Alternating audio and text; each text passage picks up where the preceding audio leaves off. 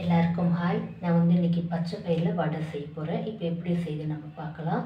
நான் இந்த கப்பில் 1 கப்பு பச்சை பயிர் எடுத்து கழுவி 5 மணி நேரம் ஊற வச்சுருக்கேன். இப்போ இதை நம்ம மிக்ஸி ஜாரில் சேர்த்துக்கலாம்.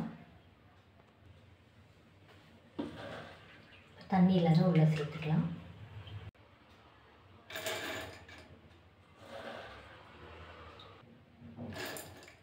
நம்ம அரைச்சி எடுத்துக்கலாம்.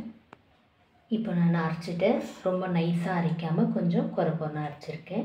ஒரு பவுலில் சேர்த்துக்கலாம்.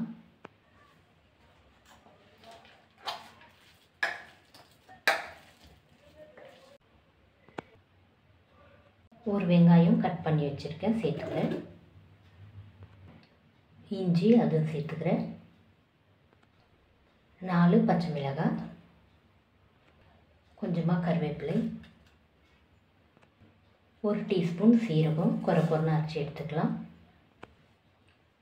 அவ்வளோதான், அரைச்சிட்டேன். அவ்வளோதான், இது நம்ம உள்ளே சேர்த்துடலாம். தேவையான உப்பு சேர்த்துடலாம். உப்பு சேர்த்து நல்லா மிக்ஸ் பண்ணிக்கலாம்.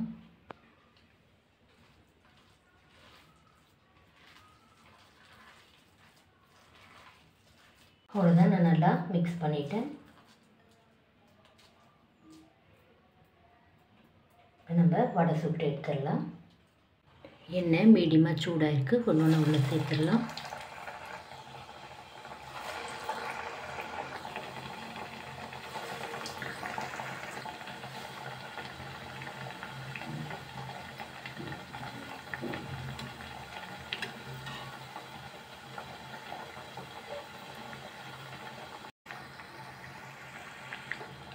அவ்வளோதான், 2 பக்கம் நல்லா திருப்பி விட்டு வேக வச்சு எடுத்துடலாம்.